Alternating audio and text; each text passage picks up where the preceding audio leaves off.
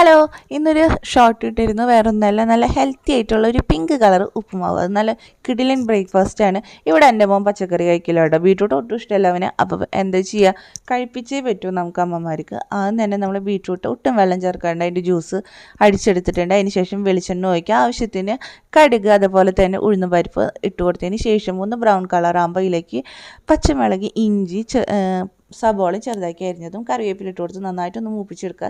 ഇതിലേക്കാണ് നമ്മളെ ബീട്രൂട്ടിൻ്റെ ജ്യൂസ് ഒഴിച്ചു കൊടുക്കുക. കാരണം നമ്മൾ ഷോർട്ടിൽ പറഞ്ഞിരുന്ന ഒരു പച്ചക്കുത്ത് ഉണ്ടാവും, അതില്ലാതിരിക്കാൻ വേണ്ടിയിട്ടാണ് ഇതിനോടൊപ്പം തന്നെ നമ്മൾ ബീട്രൂട്ടിൻ്റെ ജ്യൂസ് ഒഴിച്ചു കൊടുക്കുന്നത്.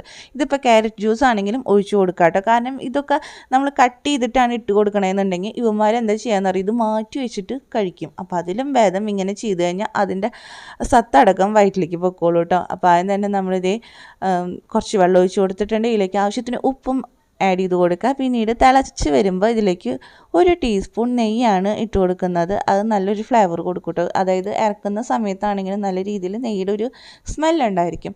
അതിന് ശേഷം നമ്മൾ റോസ്റ്റ് ചെയ്തിട്ടുള്ള റവ ഇട്ട് കൊടുക്കുക. അത് നന്നായിട്ട് ഇങ്ങനെ കട്ട പിടിക്കാണ്ട് മിക്സാക്കി എടുത്തതിന് ശേഷം അടുപ്പ് ഓഫ് ചെയ്യുന്നതിന് മുന്നേ തന്നെ 1 ടീസ്പൂൺ നെയ്യും കൂടി ഞാൻ ഒഴിച്ചു കൊടുക്കുന്നുണ്ട്. അത് നന്നായിട്ട് മിക്സ് ചെയ്തെടുക്കുക. ചിലർക്ക് ഡ്രൈ ആയിട്ടായിരിക്കും ഇഷ്ടം, ചിലർക്ക് ഇതേപോലെ ഒന്ന് ലൂസിലായിരിക്കും. ഇവിടെ ഇതേ പരുവത്തിൽ വേണം കേട്ടോ കിട്ടണമെന്നുണ്ടെങ്കിൽ, അതാണ് ഇവർക്ക് ഇഷ്ടം.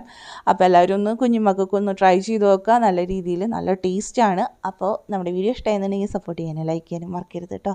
എന്തായാലും സപ്പോർട്ട് ചെയ്തോളൂ. റെസിപ്പി എന്തായാലും ട്രൈ ചെയ്ത് മക്കൾക്കും കൊടുത്തോളൂ.